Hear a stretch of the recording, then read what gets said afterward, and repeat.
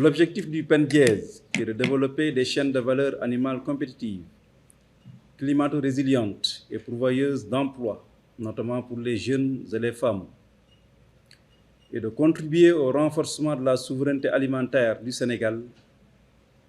Cet objectif cadre parfaitement avec la vision de son Excellence M. Bassirou Diomaye Diakhar Faye, président de la République, qui a érigé la souveraineté alimentaire du pays et l'insertion socio-économique des jeunes au rang des priorités de son magistère. Ainsi, le ministère de l'Agriculture, de la souveraineté alimentaire et de l'élevage et les organisations d'agropasteurs ont une lourde responsabilité pour l'atteinte à moyen terme de ces deux objectifs stratégiques du nouveau gouvernement. Disposant de suffisamment de terres arables, d'eau en abondance et de soleil toute l'année, la souveraineté alimentaire qui consiste à produire suffisamment de denrées alimentaires de consommation courante dont le pays a besoin. Cette souveraineté alimentaire est assurément à portée de main. Pour y arriver, il conviendra de changer de paradigme conformément à la volonté politique affichée par les nouvelles autorités. Notre département est en train d'y travailler et les concertations avec les acteurs que le ministre compte engager très prochainement permettront de jeter les bases de la réalisation.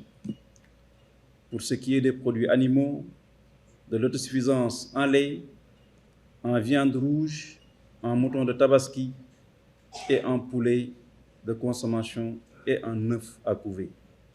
Relativement au deuxième objectif du PENDIES, tous les experts économistes de développement sont unanimes pour dire que dans le contexte actuel de notre pays, les chaînes de valeur agricoles et animales constituent la principale niche de création d'emplois durables et de génération de revenus décents pour les jeunes et les femmes. Ainsi, à l'horizon 2028, outre sa contribution à la production de viande, de poulet, de lait et de miel, le programme compte créer 3 500 entreprises et 18 000 emplois dans les chaînes de valeur animale et fourragères et toucher en même temps 32 000 bénéficiaires directs.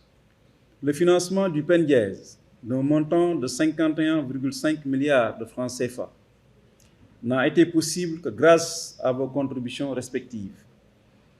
La Banque africaine de développement a mobilisé 25,8 milliards de francs CFA. La Banque islamique de développement, 21,9 milliards de francs CFA.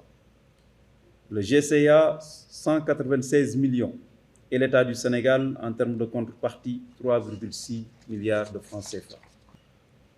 Donc, je voudrais vous dire que l'atteinte des objectifs du programme dépend pour une large part du plein respect de vos engagements.